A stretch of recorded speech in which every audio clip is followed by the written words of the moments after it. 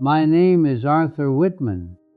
I'm 105 years old, and I'm not telling you that from a hospital bed. I'm not telling you that from some nursing home with the smell of bleach in the hallway. I'm telling you that from my own kitchen in the same farmhouse in Lancaster County, Pennsylvania, that I've been standing in for 73 years. I made my own breakfast this morning. I walked out to the garden, and tonight I'm going to eat one of the same 5 suppers my mother put on the table back in 1948. Now, before I get into it, I want you to do one thing for me. Scroll down to the comments below this video. Type your first name, type your age. That's it, because I want to know who I'm talking to tonight, whether you're 62 or 92. I want to see you sitting at this table with me. Here's the truth that's going to upset some people. Those young doctors you see on the internet, these clean-shaven boys in their 40s telling you about the Mediterranean diet and anti-inflammatory superfoods. They mean well, but they've never been 80 years old. They've never opened the refrigerator at 85 and felt their hands shake. They're reading from a textbook that was written by a food company. I taught American history for 42 years at Lancaster High School. I know what a lie looks like. And the biggest lie of the last 50 years is this: that good food has to be expensive, that healthy eating requires a degree in nutrition. You need to spend $400 a month at the organic supermarket to be well. I'm going to tell you tonight about 5 suppers, 5 meals that poor families in this country ate every single week in the 1940s and 50s. Each one of them costs less than $2 to make today. Each one of them is sitting in your pantry right now or at the corner grocery store. And every single one of them has kept this old body upright for over a century. But I'm not going to lie to you. I almost didn't make it here. In 1999, I was 78 years old. I was standing right at this kitchen sink, washing a coffee cup, and I went down. Just went down. My hip caught the corner of the counter on the way. I lay on this cold linoleum floor for 4 hours before my son James found me. When I finally got to the hospital, the doctor, a young fella, couldn't have been 30.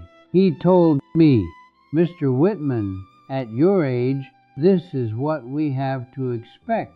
Maybe it's time to talk about assisted living." I looked him in the eye and I said, "Son, I will die in my own kitchen before I die in your facility." That was 27 years ago. And the way I came back, it started with the 5 suppers I'm about to show you. But I'm going to warn you right now.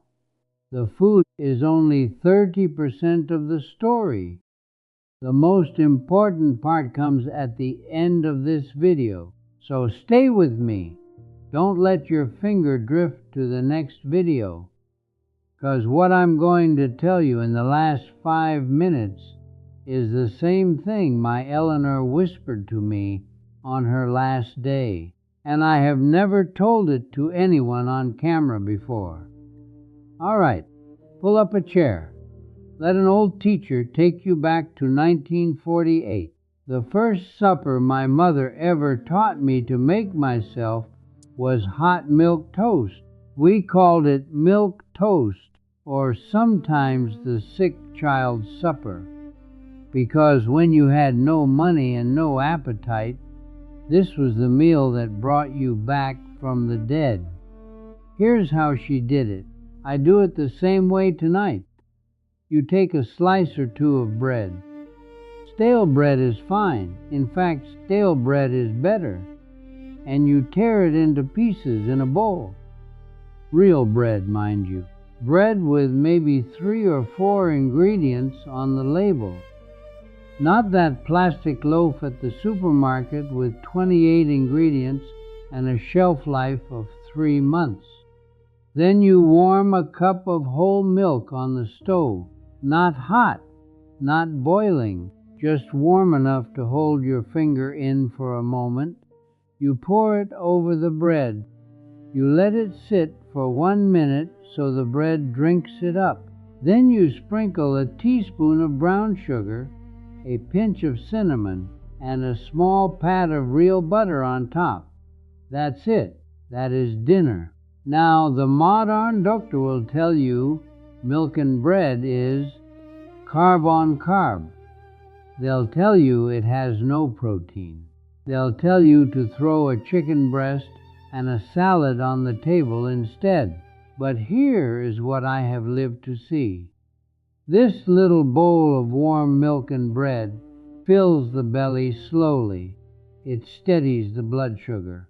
The warmth of it soothes the stomach lining. That's why we gave it to sick children. The tryptophan in the milk helps you sleep through the night.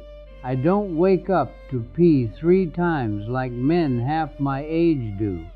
And the cinnamon, old country folks knew what they were doing. It helps the body handle sugar better. But the deepest secret, when you eat it slowly with a spoon in a quiet kitchen, your body remembers what it was like to be small, safe, and loved by a mother who had nothing but had everything. A bowl of hot milk toast is the closest thing I know to a prayer you can eat. Now don't go anywhere, because the next one is what really separates the old folks from the influencers. Wilted lettuce with hot bacon grease poured right over the top of it. Now I can already hear the young doctor in the background gasping, "Bacon grease, saturated fat, heart attack waiting to happen." Dr. Bradley. He's my doctor down at the clinic. He's 42 years old, a fine young man. He tells me every checkup. "Mr. Whitman, I don't understand. Your numbers shouldn't be this clean. What are you eating?" And I just smile and say, "Son, I'm eating exactly what your great-grandmother ate, and she was probably a finer specimen than half the boys in your med school class. Here is how my mother made it. You grab a head of fresh leaf lettuce from the garden, or today the cheapest organic romaine at the grocery store. You tear it into a wooden bowl. Maybe you can add a few sliced green onions in a cast iron skillet. You fry 3 slices of bacon until they're crisp. You pull the bacon out and crumble it. Then, and this is the magic, into that hot bacon fat, you pour 2 tablespoons of apple cider vinegar and 1 teaspoon of sugar. It hisses. It steams. It smells like Saturday mornings in 1949. You pour that hot dressing right over the cold lettuce. The leaves wilt. The vinegar cuts through the fat. You sprinkle the bacon back on top. You eat it with a slice of cornbread. Now here is what nobody tells you. That bacon fat, they spent 40 years telling us it was killing us. They sold us margarine instead. Plastic, hydrogenated, factory-made margarine. And what happened? Heart disease in this country went up, not down. Bacon grease from a pig that ate real food is just animal fat. It's what your grandmother cooked with. The vinegar in this dressing lowers blood sugar after the meal. Proven. The bitter compounds in the lettuce wake up the liver to do its job, and the small amount of bacon delivers something your tired old body desperately needs: B12, zinc, and a real reason to keep chewing. I eat this twice a week. I have not had a heart event in 105 years. The third supper is the one I am eating tonight, right here in this bowl: white bean and ham bone soup. If you only take one supper from this whole video, let it be this one. Here is how. You take 1 pound of dried navy beans, 59 cents at any grocery store. You soak them in cold water overnight. In the morning, you drain them. Put them in a heavy pot. Cover them with fresh water. Throw in 1 ham bone. And listen to me carefully now, with some meat still on it, not a clean bone. The next time you buy a small ham for Easter or Christmas, save that bone in the freezer. That is supper for a week. Add 1 chopped onion, 2 stalks of celery, a couple of bay leaves, salt, and a generous shake of black pepper. Simmer it on low for 4 hours. Don't boil. Don't rush. Just let it whisper to itself on the back of the stove. When it's done, you fish out the bone, pull the meat off, and stir the meat back in the soup. You eat it with a piece of cornbread. What happens inside your body when you eat this? The bone gives up its collagen and gelatin into the broth. That's what's missing from every old joint in your body. Your knees will thank you in a way no pill can. The beans deliver slow protein, slow carbohydrates, and 12 grams of fiber per cup. Your gut bacteria will throw a parade. The ham gives you the real flavor that makes you actually want to eat. And at our age, appetite is survival. This is a bowl of medicine that costs you about $1 a serving. A pharmacy can't sell you this, so they don't talk about it. The fourth one is going to sound strange to anyone under 70, but every old farmer in this country knew it. You take a square of leftover cornbread. You crumble it into a tall glass. You pour cold buttermilk over it until the cornbread is just covered. You eat it with a long spoon. Sometimes, if you wanted to feel fancy, you'd slice a sweet onion on the side and take a bite between spoonfuls. That was supper. That was Tuesday night at thousands of kitchen tables from Tennessee to Iowa to right here in Lancaster County. Now, buttermilk, real buttermilk, not that pasteurized, homogenized white liquid in a carton. I'm talking about cultured buttermilk, the kind that's thick and tangy. You can still find it. It's still cheap. That buttermilk is living. It is full of the same probiotic bacteria they now charge you $40 a bottle for in capsule form. Your gut, which the modern doctors now finally admit controls 70% of your immune system, that gut feeds on this stuff. The cornbread, made from real stone-ground cornmeal, gives you slow energy and fiber. The combination sits gently in the stomach. It is the easiest dinner in the world to digest. After being 80 years old, easy digestion is everything. Hard digestion is what wakes you up at 3 a.m. with that pain in your side that nobody can diagnose.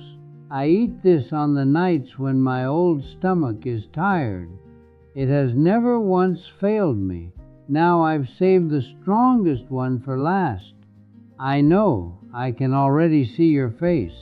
Liver, liver. The food your grandmother forced you to eat as a child while you held your nose. Listen to me.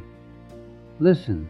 There is a reason every single traditional culture on this planet, Irish, German, Italian, Vietnamese, Japanese, African, every single one, held organ meat sacred. They saved the liver for the children, the pregnant mothers, and the elderly. They knew what we forgot. You take a half-pound of beef liver or chicken liver from the butcher. It will cost you less than $3. You slice it thin. You dredge it in flour with salt and pepper. In a cast iron skillet, you melt a tablespoon of butter or, yes, bacon grease. You toss in 2 thick sliced yellow onions. You let them go soft and golden. Then you push them to the side and quickly sear the liver, 2 minutes per side. No more. Nobody likes leather.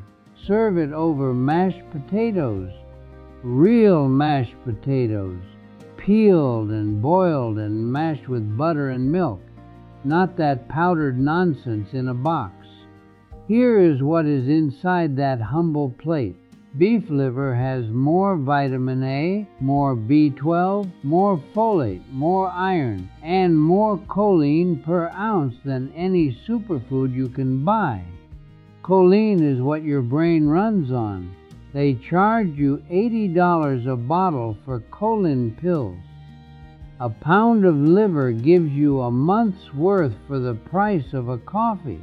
This is the meal that kept the great-grandfathers of this country sharp into their 90s when most of their generation was working in coal mines, on farms, in factories. They didn't have multivitamins. They had a plate of liver and onions on Wednesday night.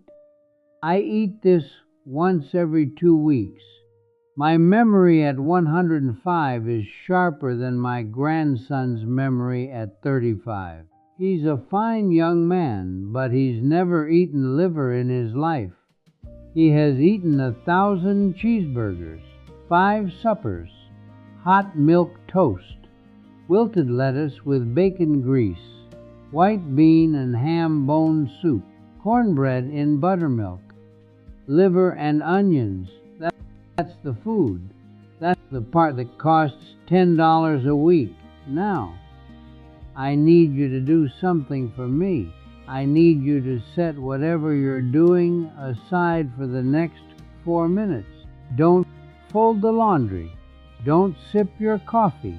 Just look at me, because what I'm about to tell you, this is the part where I stop being a man who shares recipes, and I start being a man who's about to leave this earth and wants you to hear something true before he goes.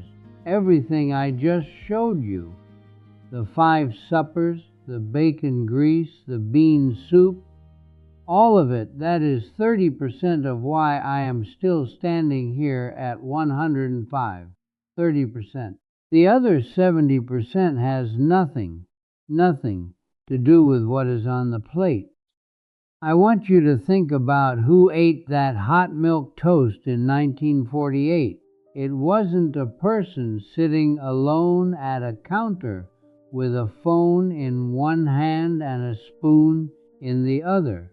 It wasn't someone scrolling through bad news while shoveling food into their mouth without tasting it.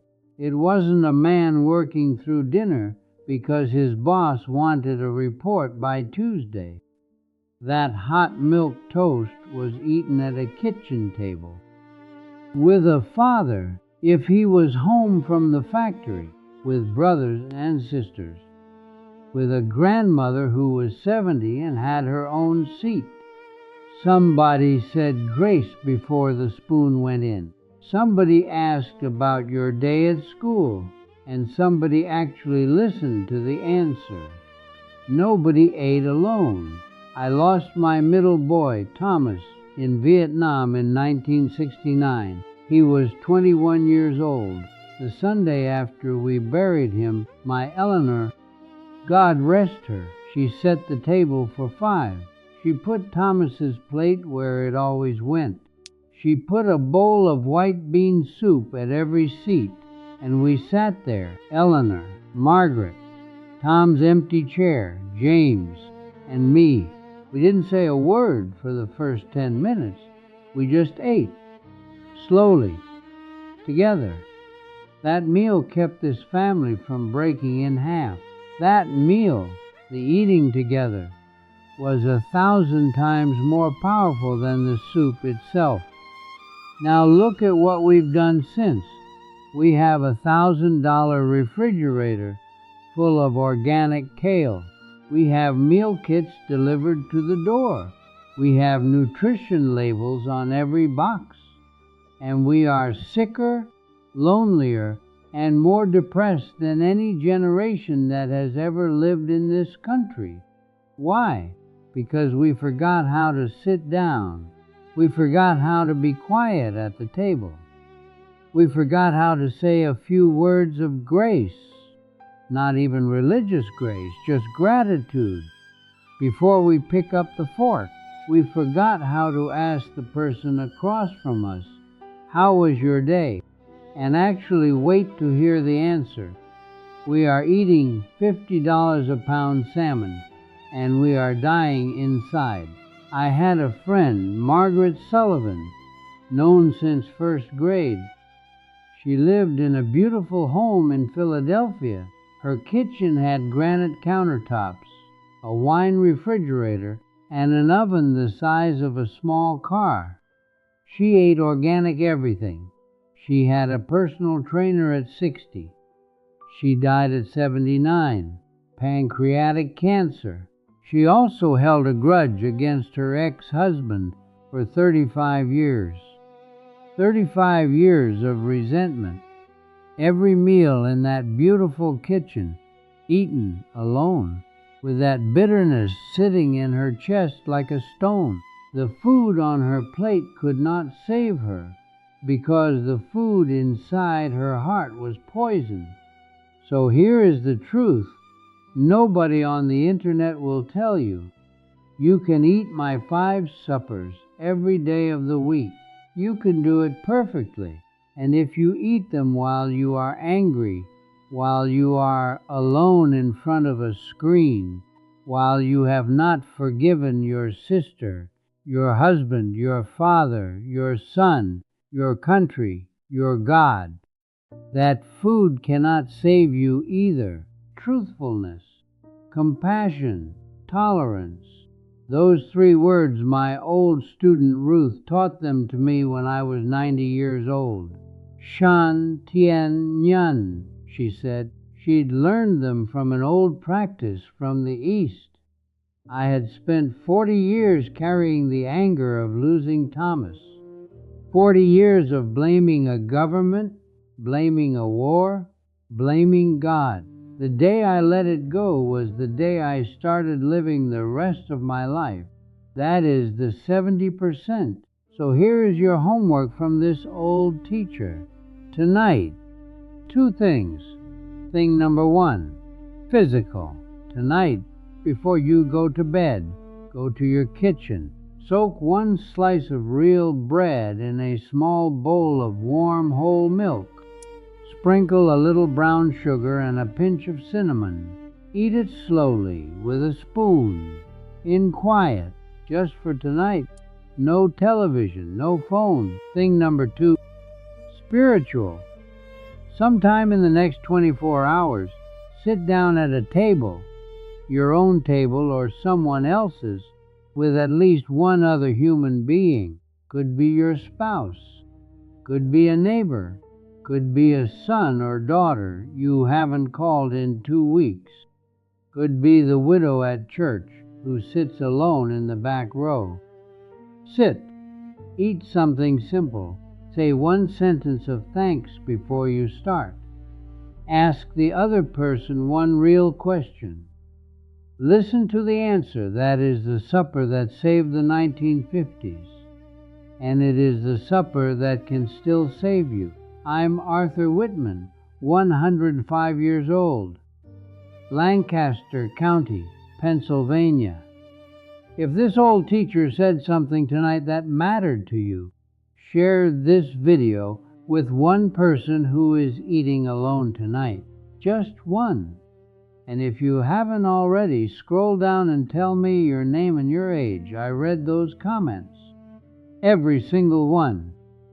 I want to know who's sitting at the table with me. I'll see you next time. God willing and the creek don't rise.